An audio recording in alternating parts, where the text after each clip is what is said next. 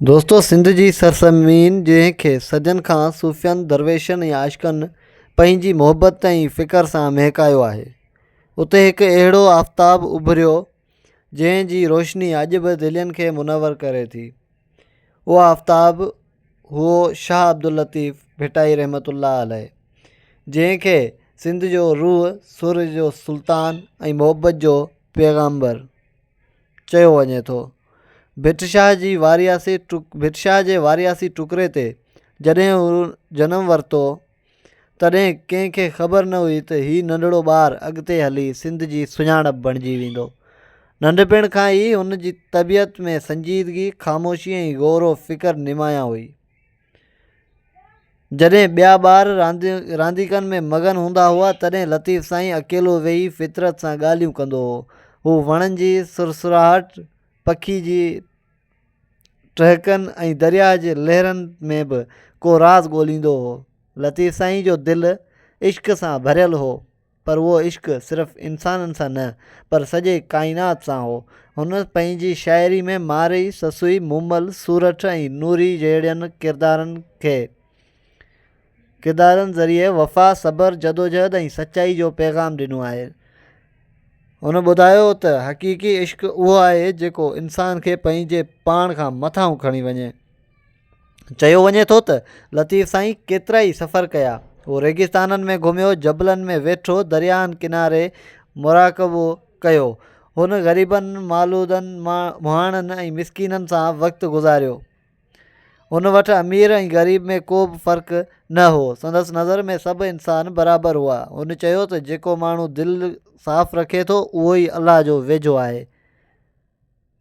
लतीफ़ साईं जे महफ़िलनि में जॾहिं राग वॼंदो हो त फ़िज़ा रूहानियत सां भरिजी वेंदी हुई। संदसि रिसाले जा सुर जॾहिं ॻाया वेंदा हुआ त ॿुधंदड़नि जूं अखियूं आलियूं थी वेंदियूं हुयूं। संदसि शाइरी सिर्फ़ु लफ़्ज़ न हुई, पर उहा हिकु रूहानी सफ़र हुई। हर बेत में ज़िंदगी जो फ़लसफ़ो, हर वाई में इश्क जो पैग़ाम लिकल हो। हिकु मशहूरु वाक़ियो आहे त जॾहिं माण्हुनि खे हुन खां पुछियो, अव्हांजो मज़हब कहिड़ो आहे? लतीफ़ साईं मुस्कुराए चयो, मुंहिंजो मज़हब मुहबत आहे। हुन हमेशह इंसानियत, अमन ऐं एहतियात जी ॻाल्हि कई। हुन नफ़रत, हसद ऐं फ़िरक़ोबंदी ऐं फ़िरक़ेवारियत खे रद्द कयो। संदसि तइलीम हुई त इंसान पंहिंजे अंदर जी ऊंदहि ख़तमु करे त दुनिया पाण रोशन थी पवंदी आहे। लतीफ़ साईं जी ज़िंदगी सादगी जो मिसाल हुई। हुन कॾहिं बि दुनियावी दौलत या ताक़त जी ख़्वाहिश न कई। संदसि दौलत सिर्फ़ु सुर, फ़िकर ऐं मुहबत हुई। जॾहिं संदसि विसाल जो वक़्तु आयो, तॾहिं बि हू मुतमइन हो, ॼण कंहिं मुसाफ़िर पंहिंजो सफ़रु पूरो करे मंज़िल ते पहुतो हुजे। अॼु बि भिट शाह ते संदसि दरगाह ते हज़ारे अक़ीदतमंद अचनि था। संदसि सुर अॼु बि ॻाया वञनि था। संदसि रिसालो अॼु बि पढ़ियो वञे थो। वक़्तु गुज़रंदो रहियो, पर लतीफ़ साईं जो पैग़ाम कॾहिं पुराणो न थियो, छो त मुहबत, सचाई ऐं इंसानियत हमेशह ज़िंदा रहंदा आहिनि। शाह अब्दुल लतीफ़ भिटाई सिंध जो फ़ख़्रु आहे, जंहिं पंहिंजी शाइरी सां न रुॻो सिंध पर सॼी इंसानियत खे इहो सबक़ु ॾिनो त ज़िंदगी जो असलु मतिलबु इश्क, सब्र ऐं वफ़ा आहे।